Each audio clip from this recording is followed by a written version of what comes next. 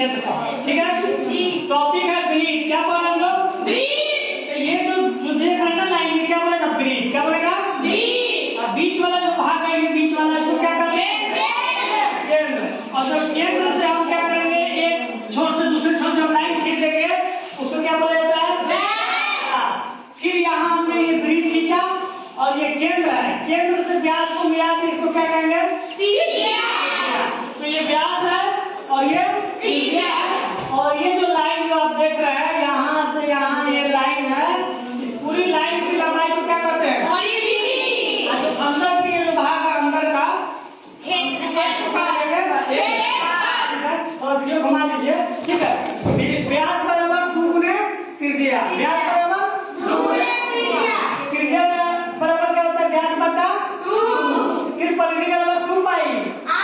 हो गया? चलिए ठीक है।